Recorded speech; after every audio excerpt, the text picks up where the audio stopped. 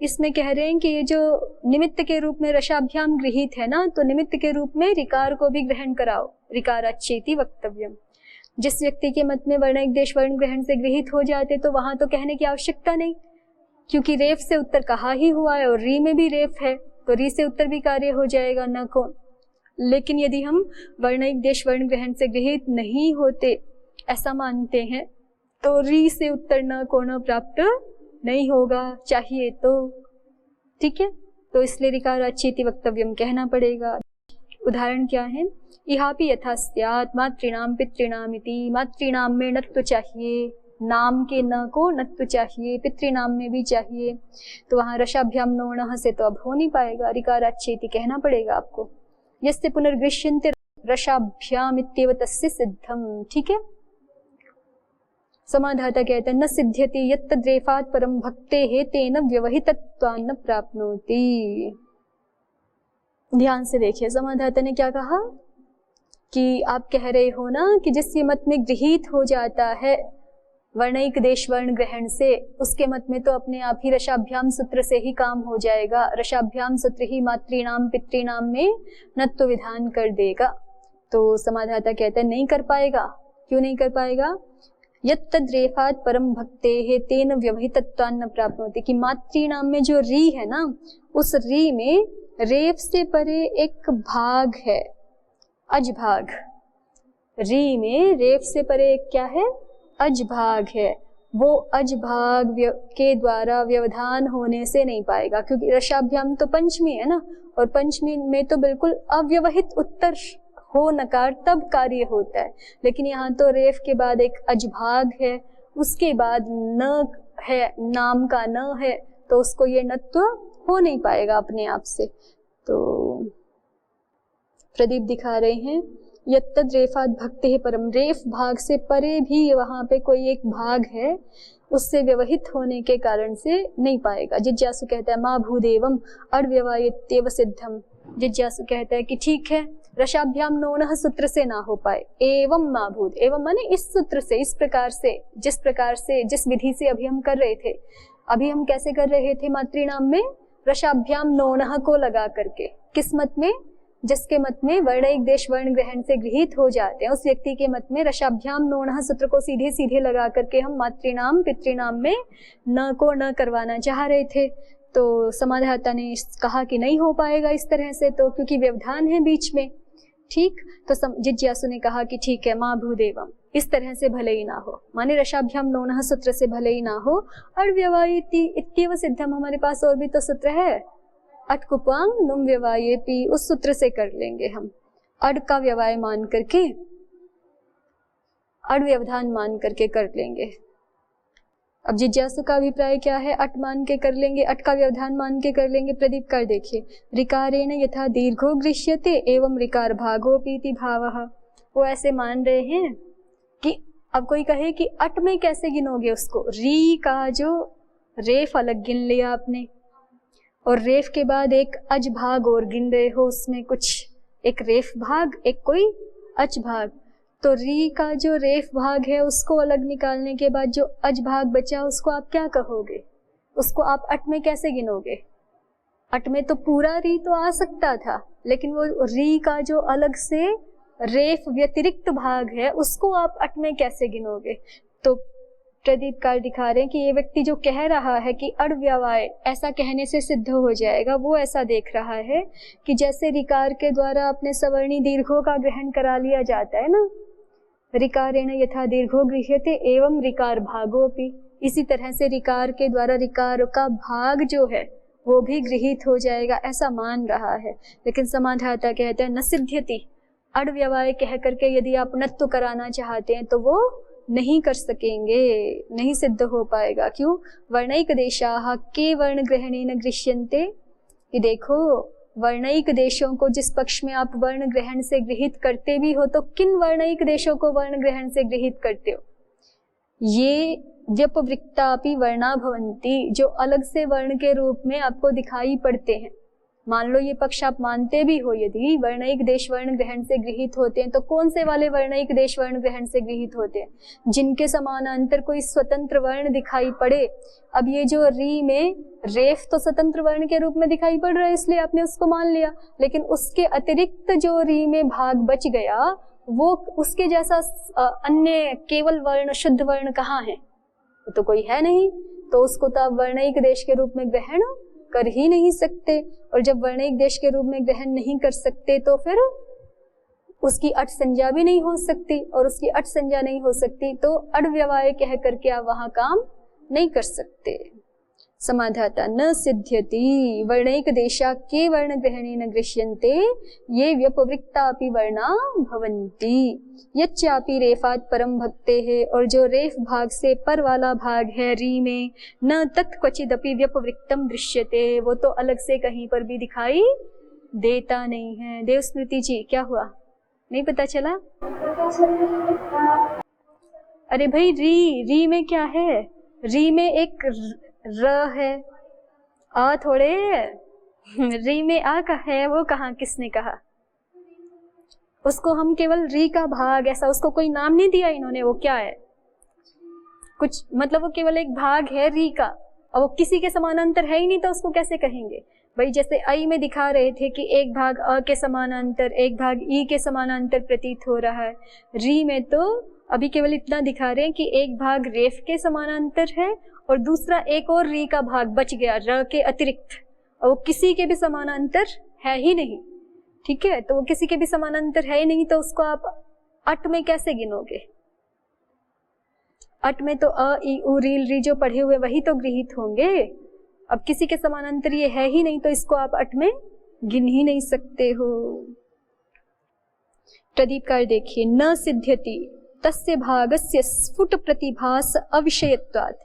रेफ री में जो रेफ व्यतिरिक्त भाग बच गया ना, एक तो रेफ भाग और उसके अतिरिक्त जो भाग बच गया, उस भाग के स्फुट प्रतिभास अविषयत्वात्, वो स्फुट प्रतिभास का विषय ही नहीं है, स्पष्ट रूप से ज्ञात ही नहीं होता है कि वो क्या भाग बचा है। तो इसलिए जाति अभिव्यक्ति हेतुत्वाभावाच्च, उससे किसी जाति की अभिव्यक्ति हो जाए कि ये ऐसा है, तो इसलिए ये अवर्ण के रूप में गृहीत हो जाएगा, या ई के रूप में, या उ आदि के किसी रूप में गृहीत हो जाएगा, ऐसा हो नहीं पाता। तस्य भागस्य स्फुट प्रतिभासा विषयत्वात् जाति अभिव्यक्ति हेतुत्वाभावात्, जो स्वयं ही स्फुट प्रतिभासित नहीं हो रहा, उससे किसी जाति की अभिव्यक्ति होना संभव नहीं है। यदि जाति की अभिव्यक्ति हो जाती तो भी बात बन जाती, लेकिन अभी वो किसी भी रूप में गृहीत, मतलब किसी भी स्पष्ट वर्ण के रूप में गृहीत नहीं हो पा रहा, अन्य वर्णांतर के समानांतर प्रतीति उसमें हो नहीं पा रही, तो इसलिए उसको अट भाग में गिन नहीं सकते। समाधाता की पंक्तियां फिर से देख लीजिए। न सिद्ध्यति वर्णैक देशा के वर्ण ग्रहणेन गृह्यन्ते ये व्यपवृक्तापि वर्णा भवन्ति यच्चापि रेफात् परम भक्तेः। यच्चापि रेफात् परम भक्तेः, इसका अर्थ क्या है? यच्चापि रेफात् भक्तेः परम, जो रेफ भाग से पर वाला भाग है, न तत् क्वचिदपि व्यपवृक्तम दृश्यते, वो भाग कहीं भी अलग स्वतंत्र व्यपवृक्त रूप में दिखाई पड़ता नहीं है, तो इसलिए बात नहीं बनेगी। समाधाता ने कहा कि जो व्यक्ति, समाधाता ये दिखा रहा है ना कि ये दोष केवल इस पक्ष में नहीं है, अग्रहण पक्ष में नहीं है, ये ग्रहण पक्ष में भी है। वर्णैक देश वर्ण ग्रहण से गृहीत होते हैं, इस पक्ष में भी है। समाधाता ये दिखाना चाह रहा है ना कि रसाभ्याम नोणः से कर नहीं सकोगे, बीच में एक और भाग है, बीच में व्यवधान है, र से सीधे उत्तर नहीं है।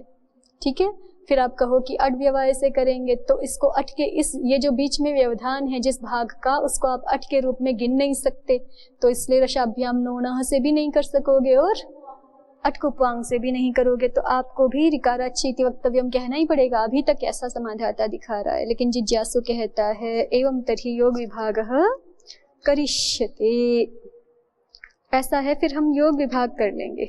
रसाभ्याम नोणः समान पदे, एक सूत्र बनाया, ततः व्यवाये, अग्रिम सूत्र क्या है हमारा अष्टाध्यायी में? अटकुप्वांग नुम व्यवायेति, ऐसा है ना। तो उसको ये योग विभाग ऐसा कर रहे हैं कि हमने पहला सूत्र रखा रसाभ्याम नोणः समान पदे, दूसरा सूत्र रखेंगे हम व्यवाये, और इस व्यवाय का अर्थ क्या हो जाएगा? व्यवाय च रसाभ्याम नो नो भवति, सामान्य रूप से जिस किसी का भी व्यवाय हो। अब यहाँ नाम ही नहीं लिया, अब बन सकती है बात, है ना? कुछ कहा ही नहीं किसका व्यवधान हो, बस सामान्य कहा है कि रेफ और शकार से उत्तर व्यवधान होने पर भी न को न हो जाए। तो इस योग विभाग के अनुसार, व्यवाय के अनुसार जो है वो समाधान हो सकता है ग्रहण पक्ष में। री में जहाँ रेफ गृहीत होता है वहां बिना कुछ कहे भी नत तो हो सकता है इस योग विभाग की सहायता से व्यवाय। फिर अब कोई कहे कि व्यवाय कह दोगे तो बहुत सारी अतिव्याप्तियां होने लग जाएंगी, फिर तो अटकुपवांग कुछ कहने का मतलब ही नहीं रहा ना। जब जिस किसी के भी व्यवाय में आप नत्व करोगे तो फिर जो है सब जगह हो जाएगा। बहुत सारी अतिव्याप्तियां होंगी, तो कह रहे हैं कि नहीं, अतिव्याप्ति नहीं होंगी। क्यों? तीसरा सूत्र आगे बनाएंगे, अटकुपवांग नुम भिहिति। ठीक है, तीसरा सूत्र बनाएंगे। तो अब ये कह रहे हैं कि फिर ये जब अव्यवाय कह ही दिया, उससे सब जगह प्राप्त हो ही गया, तो अटकुपवांग नुम भी का क्या मतलब रह गया? तो कह रहे हैं कि वास्तव सही कह रहे हो आप, विधि तो कुछ कर नहीं सकता अब ये नहीं, क्योंकि विधि तो व्यवाय भी ने कर दी, है ना? व्यवाय सूत्र ने विधि तो कर दी, तो विधि संभव नहीं है, तो अब ये क्या करेगा? नियम करेगा। तो समाधाता ने पूछा इदम इदानीम किमर्थम, ये तीसरा सूत्र अटकुपवांग नुम भी किस लिए है? तो जिज्ञासु ने बता दिया नियमार्थम, ये नियम के लिए है। एतैरेव अक्षर समामनायिकैर व्यवाये नान्यैः इति, कि ये नियम के लिए है कि यदि कहीं पर अक्षर सामाम्नायिक वर्णों के द्वारा व्यवधान में कार्य हुआ करे ना, तब तो अटकुपवांग नुम के व्यवधान में ही हुआ करे। बात बन गई, व्यवाय ने भी अलग कार्य कर दिया। ये जो तीसरा नियम है ये व्यवाय वाले स्थल में नहीं जाएगा, क्योंकि ये नियम कहाँ कर रहा है? नियम अक्षर समाम्नायिक वर्णों के व्यवधान में यदि कहीं कार्य हुआ करे तब तो अट कु पु आंग नुम इनके व्यवधान में ही हुआ करे, और जो अक्षर समाम्नायिक नहीं है उनके व्यवधान में यदि कहीं हो रहा है तो वो व्यवाय सूत्र से हो सकता है। तो मातृनाम में बन जाएगी ना बात, क्योंकि वहां पे जिसके द्वारा व्यवधान हो रहा है वो अक्षर समाम्नायिक नहीं है, वो अक्षर समाम्नायिक वर्ण नहीं है। तो इसलिए उस अज भाग के व्यवधान होने पर भी मातृनाम पितृनाम में व्यवाय सूत्र से नत्व हो जाएगा, और अतिव्याप्ति भी नहीं होगी। अतिव्याप्ति किस नियम से रुक गई? अटकुपवांग नुम नुम भी, इस योग विभाग के अनुसार रुक गई। ठीक, तो जिज्ञासु ने ये दोष का परिहार किया किस पक्ष में? ग्रहण पक्ष में। वर्णिक देश वर्ण ग्रहण से गृहीत यदि होते हैं तब हमें ऋकाराच्छेति वक्तव्यम कहने की आवश्यकता नहीं पड़ेगी। हम रसाभ्याम नोणः समान पदे सूत्र पर आगे वहां योग विभाग कर लेंगे और व्यवाय सूत्र से काम चला लेंगे। ठीक है, तो अब समाधाता कहता है कि ऐसी बात है कि यस्यापि न गृह्यन्ते तस्यापि एष न दोषः। जिस व्यक्ति के पक्ष में वर्णिक देश वर्ण ग्रहण से गृहीत नहीं होते हैं वहां पर भी फिर ये दोष नहीं आएगा। क्यों नहीं आएगा? आचार्य प्रवृत्ति ज्ञापयति भवति ऋकारात् नो नत्वमिति, कि आचार्य का व्यवहार हमें बता रहा है कि ऋकार से उत्तर नकार को नत्व हो जाता है। भवति ऋकारात् नह नत्वम, ऋकार से उत्तर नकार को नत्व हो जाता है। यदयं क्षुब्नादिषु नृणमन शब्दम पठति, क्षुब्नादि गण है इसी प्रकरण में एक, रसाभ्याम नोणः की अनुवृत्ति है 38 नंबर सूत्र तक, और 38 नंबर ही सूत्र है क्षुब्नादिषु च। तो क्षुब्नादि गण में पढ़े शब्दों में भी न को न विहित है। ठीक है, क्षुब्नादि गण में पढ़े हुए शब्दों को भी नहीं, यहाँ पे ऊपर से न की अनुवृत्ति आ रही है, न भा भू पू कमी गमी प्याई वेपाम सूत्र से। तो क्षुब्नादिषु का अर्थ ये हो गया कि शुभनादि गण पठित जो शब्द हैं वहां रेफ शकार से उत्तर न को नकार नहीं होता। ठीक है, रसाभ्याम नोणः की भी अनुवृत्ति है और न की अनुवृत्ति आ गई, तो इसलिए अर्थ क्या बन गया? क्षुब्नादि शब्दों में रेफ और शकार से उत्तर न को नकार नहीं होता है। अब ये कह रहे हैं कि इसी क्षुब्नादि गण में एक नृनमन शब्द पढ़ा है। अब कह रहे हैं कि नृनमन में प्राप्ति कहाँ है? वर्णिक देश तो वर्ण ग्रहण से गृहीत होते नहीं, तो रेफ और शकार तो यहाँ है नहीं। जब रेफ शकार है नहीं तो यहाँ तो नमन का जो प्रथम नकार है ना, नमन का नकार, उसको न की प्राप्ति तो है ही नहीं। जब है ही नहीं तो निषेध करवाने की आवश्यकता क्या है, शुभनादिगण में पढ़ने की आवश्यकता क्या है। लेकिन आचार्य शुभनादिगण में पढ़ रहे हैं तो उससे हमें पता चलता है कि आचार्य ऐसा मान रहे हैं कि ऋकार से उत्तर भी नकार को णत्व होता है, तभी तो प्रतिषेध करवा रहे हैं। ठीक है, तो जब आचार्य के व्यवहार से पता चल गया कि ऋकार से उत्तर नकार को णत्व होता है तो मातृनाम पितृनाम में भी हो जाएगा, है ना। इसी ज्ञापक से हमें अलग से मातृनाम पितृनाम में णत्व विधान करने की अलग से आवश्यकता नहीं है, या उसके लिए रसाभ्याम नोणः में ऋकाराच्य भवति इति वक्तव्यम ऐसा कहने की कोई आवश्यकता नहीं है, निर्नमन ज्ञापक से ही हो जाएगा। जिज्ञासु कहते हैं नहीं तदस्ति ज्ञापकम वृद्ध्यर्थमे तत्स्यात् नार्नमनिः इति। जिज्ञासु कहता है कि ये ज्ञापक जो आपने दिया है ना ठीक नहीं है। क्यों? ये जो निर्नमन शब्द का पाठ है शुभनादि गण में, ये तो वृद्धि के लिए हो सकता है। आप कह रहे थे ना कि निर्नमन में तो र और श निमित्त तो है ही नहीं, तो प्राप्त ही नहीं है न, तो फिर भी निषेध करवा रहे हैं। तो ये उस स्थल के लिए है निर्नमन शब्द का पाठ जब रेफ मिल जाएगा। ठीक है, मान लीजिए निर्नमन का पुत्र हमने अत ईय किया, ईय प्रत्यय, तो ईय प्रत्यय के परे रहते जो है वो वृद्धि हो जाएगी ना निर्नमन को, आदि वृद्धि हो गई। तो आदि वृद्धि होने से नार नमन और आगे ई का ई है ही यस्येति चलक करके क्या बन गया, नार नमनी ही। अब देखो नार नमनी में रेफ है कि नहीं, नार रेफ, उससे उत्तर न, इसको णत्व ना हो जाए उसको रोकने के लिए शुभनादिगण में पाठ किया है। तो रसाभ्याम की प्राप्ति भी थी और शुभनादिगण में उसको रोकने के लिए पाठ कर दिया, तो सार्थक हो गया कि नहीं। आप जो कह रहे थे कि ये ज्ञापक के लिए है, वो ज्ञापक के लिए नहीं है, ऐसा जिज्ञासु ने कहा। नहीं तदस्ति ज्ञापकम, हम केवल नृनमन शब्द को ही देख रहे थे, नृनमन इस शब्द को ही साक्षात देखे तब तो ज्ञापक के लिए बन रहा था। लेकिन जिज्ञासु ने एक दूसरी बात कह दी कि नृनमन का पाठ तो तब के लिए है जब इसको वृद्धि होके री को आर बन जाता है, उस स्थल के लिए है। ठीक है, उस स्थल के लिए है, तो फिर ज्ञापक नहीं बनेगा। तो समाधाता कोई नहीं, एक दूसरा ज्ञापक ले आता है। यत् तर्हि तृप्नोति शब्दम पठति, कि अच्छा ऐसा है, चलिए नार्नमनी में तो आपने बता दिया अलग प्रयोजन है, लेकिन शुभनादि में एक और शब्द पढ़ा हुआ है तृप्नोति। अब वहां पर भी जो है वो मना करवा रहे हैं कि नकार को नकार ना हो, तो प्राप्त ही कहाँ था। अटकुप्वांग तो लग नहीं सकता था ना यहाँ पे, क्योंकि अटकुप्वांग में भी निमित्त के रूप में रेफ और शकार चाहिए। रेफ और शकार से उत्तर पकार जो है पू पवर्ग में आ गया, उससे उत्तर यदि नकार की प्राप्ति होती तब निषेध करना सार्थक था। अब तो सार्थक नहीं है, री है यहाँ तो, और री में तो रेफ और शकार है नहीं, वर्णिक देश वर्ण ग्रहण से गृहीत नहीं होते इस पक्ष के अनुसार। लेकिन फिर भी आचार्य क्या कर रहे हैं, तृप्नोति को शुभनादिगण में पढ़ रहे हैं, नत्व का निषेध करा रहे हैं। तो उससे क्या पता चला, आचार्य का व्यवहार जतलाता है कि ऋकार से उत्तर भी, जो रसाभ्याम नोणः कार्य कहा है वो ऋकार से उत्तर भी होता है, अटकुप्वांग से जो कार्य कहा है वो ऋकार से उत्तर भी होता है। और यदि होता है तो मातृनाम में भी ऋकार से उत्तर नकार को न अपने आप हो जाएगा, वहां अलग से ऋकाराच्चेति वक्तव्यम कहने की आवश्यकता नहीं है। तो तृप्नोति ग्रहण अंततः शुभनादिगण में तृप्नोति ग्रहण ज्ञापक के लिए अवस्थित हुआ, ठहरा।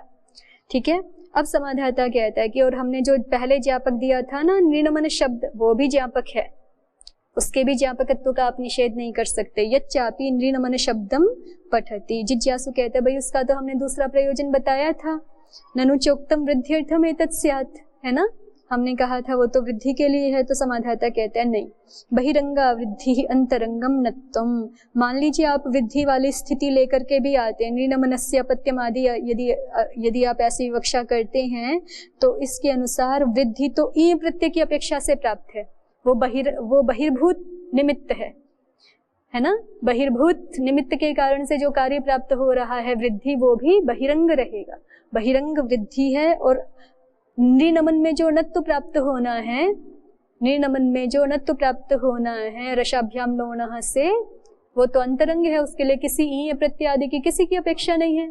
ठीक है, तो अंतरंगम नत्वम बहिरंगा वृद्धि ही असिद्धम बहिरंगम अंतरंगे, ये परिभाषा है। अंतरंग कार्य के करने में बहिरंग कार्य असिद्ध रहता है, कर भी लो तो भी असिद्ध रहता है।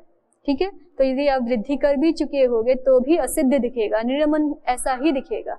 ठीक है, और निर्नमन ऐसा दिखेगा तो वहां पर आप शुभनादिशु ये नत्व निषेध कर रहे हो। नत्व की प्राप्ति या नत्व का निषेध दोनों ही अंतरंग कार्य है वृद्धि की अपेक्षा, है ना।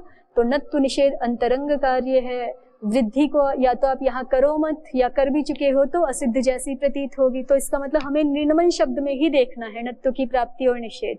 तो फिर निर्नमन शब्द भी तृप्नोति के जैसा हो गया, ज्ञापक के लिए रहेगा ना, क्योंकि निर्नमन शब्द में रसाभ्याम नोणः प्राप्ति ही नहीं है, तो फिर क्षुब्नादि में पाठ क्यों किया। फिर भी आचार्य क्षुब्नादि में पाठ कर रहे हैं, तो इससे पता चलता है कि आचार्य जो कार्य रेफ और शकार इन दो निमित्त से उत्तर नकार को हो रहा है वही कार्य रिकार से उत्तर भी होता है, ऐसा आचार्य देख रहे हैं। तभी नृनमन का पाठ करना सार्थक होगा। तो ये दोनों ही ज्ञापक है, निर्नमन शब्द का पाठ भी और तृप्नोति का पाठ भी ज्ञापक है कि रसाभ्याम कार्य और अट कुपवांग कार्य रेफ से उत्तर को भी नहीं, रिकार से उत्तर को भी होता है। और जब होता है तो मातृनाम पितृनाम में अपने आप सिद्ध हो जाएगा, रकाराचीति वक्तव्यम कहने की आवश्यकता नहीं है। अथवा उपरिष्टाद योग विभागः करिष्यते ऋतः नो नो भवति ततः छंदस्य वग्रहात् ऋत इत्येव। या फिर कह रहे हैं कि हमारे पास एक और तरीका है, क्या है, 8.4 में ये सूत्र बनाया है हमने, छंदस्य ऋदवग्रहात्, 25 नंबर सूत्र है ना, छंदसी रिद्ध अवग्रहात् ऐसा बनाया है। तो कह रहे हैं कि यहाँ पर ऋतः इस योग विभाग को अलग कर लेंगे, ऋतः अलग सूत्र बना लेंगे इसमें से, और छंदसी अवग्रहात् अलग बना लेंगे। तो अभी इसका अर्थ है छंदस्य ऋदवग्रहात् का कि ऋकारान्ताद् अवग्रहात् पूर्वपदाद् उत्तरस्य नकारादेशो भवति छंदसी विषये। छंद विषय में ऋकारांत जो अवग्रह है पूर्वपद रूप, उससे उत्तर नकार आदेश होता है। ठीक है, जैसे कि पितृयाणम, ठीक है, पितृयाणम। अब ये पितृ जो है वो ऋकारांत है और अवग्रह भी है, ये पूर्वपद रूप है, इससे उत्तर नकार को नकार आदेश पितृयाणम में। तो अभी ये कह रहे हैं कि हम इसको यहाँ से जो पद है ना, रित जो पद है उसको अलग से निकालेंगे पंचमी विभक्ति अंत को, और पंचमी विभक्ति अंत ऋतः अलग से बना देंगे। तो ऋतः का अलग से अर्थ यही हो गया, रिकार से उत्तर नकार को नकार होता है। ठीक है, तो इससे मातृनाम पितृनाम में भी हो जाएगा। और फिर इस ऋतः की छंदस्य अवग्रहात् में अनुवृत्ति कर लेंगे तो छंदस्य अवग्रहात् का जो सामान्य अर्थ है वही बन जाएगा फिर से। ठीक, तो यहां तक आकर के क्या हुआ, जो अग्रहण पक्ष प्रारंभ किया था, अथवा पुनर्न गृह्यन्ते, वर्णिक देश वर्ण ग्रहण से गृहित नहीं होते, उसमें जिज्ञासु ने प्रथम वार्तिक के अंतर्गत 3 दोष दिखाए थे। अग्रहणम चेत नुड विधि लादेश विनामेशु ऋकार ग्रहणम, तो तीनों का ही खंडन हो गया, तीनों में ही ऋकार ग्रहण की आवश्यकता नहीं है, प्रकारांतर से ये विधियां संपन्न हो जाएंगे, जो दृष्टांत हमें चाहिए वो निष्पन्न हो जाएंगे। तो अब जिज्ञासु और दोष दिखाता है इस पक्ष में, प्लुता वैच इदुतौ एतच्च वक्तव्यम यस्य पुनर्गृह्यन्ते गुरोष्ते इत्येव प्लुत्या तस्य सिद्धम। जिज्ञासु कहता है कि जिस व्यक्ति के मत में वर्णिक देश वर्ण ग्रहण से नहीं गृहीत होते हैं उस व्यक्ति को प्लुता वैच इदुतौ सूत्र बनाना पड़ेगा। ठीक है, उस मत में प्लुता वैच इदुतौ सूत्र बनाना पड़ेगा। इसका अर्थ हमने देखा था ना कि जब प्लुत विधान होता है तो ऐच में जो इकार और उकार है वो प्लुत हो जाते हैं। ठीक है, जब प्लुत विधान किया जाता है तो ऐच में ईकार और उकार जो अवयवभूत हैं वो प्लुत होते हैं। ये सूत्र का अर्थ है। देखिए मैं पढ़ देती हूँ। दूराद्धूतादिषु प्लुतो विहितः। प्लुत जो है ऊपर से बहुत सारे सूत्रों में विहित है। दूराद्धूते च इत्यादि प्रसंगों में प्लुत विहित है। यदि वो प्लुत ऐच वर्ण को प्राप्त हो रहा हो ना, ऐच माने ऐ औ, इनको प्राप्त हो रहा हो, तब क्या विधान किया गया है कि तत्र ऐचः प्लुत प्रसंगे, जहां कहीं भी ऊपर वाले सूत्रों से प्लुत प्राप्त है, यदि वो ऐच को प्राप्त हो रहा हो तो ऐच को प्लुत करने के प्रसंग में तद अवयवभूतौ इदुतौ प्लुतौ, उसके जो अवयवभूत इकार उकार है वो प्लुत होते हैं। ठीक है, ये मान्य है। जैसे ऐतिकायन औपमन्यव में कहा है।